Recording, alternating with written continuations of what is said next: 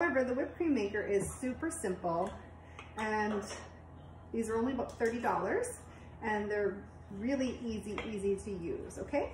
So basically, this is how it looks all together.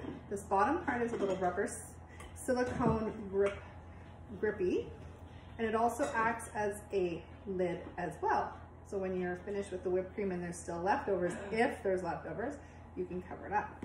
There's also a little transparent line in here. This is your fill line. You don't want to go above that because when you're whipping, it obviously gets bigger.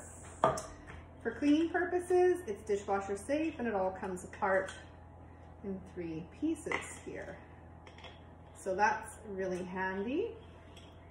All right, there's many different flavors of whipped cream you can make, but for today I'm just going to do the basic. I'll post an image below of some extra flavors you can do. You can even do a chocolate one, or you can use like a Bailey's. You can change the extracts to however you want, all right? So this fill line is actually the amount of one of these little guys. So I'm going to dump the whole thing in. It's actually just shy of the line, which is actually kind of good because we're going to add a little bit of vanilla. I'm just using this tablespoon here just for the sake of not spilling.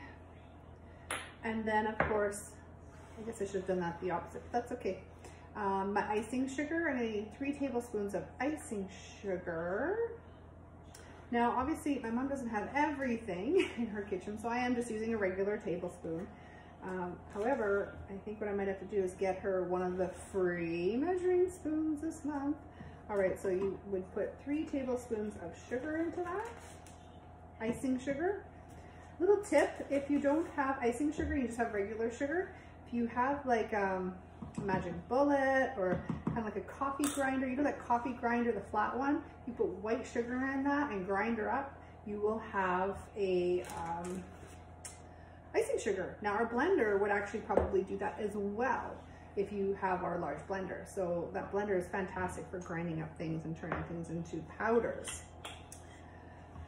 All right, so basically you're just putting on the lid. This will be less than 1 minute. And you just up. You'll know when it's finished, when it starts to get harder and stronger, and you're basically kind of getting to the point of unable to pump it, okay? When you finished it, it'll be all peaky on the inside. You'll know that it is finished. You can also do this with coconut cream as well from the can. See, it's starting to get to the point it's very difficult. I always finish it strong with pulling it to the top and opening it up. All right, there we go. As you can see, it's kind of peaky inside. You can just kind of bang off the top or use a spoon. I'm not gonna make all the noise. Yeah, that's delicious.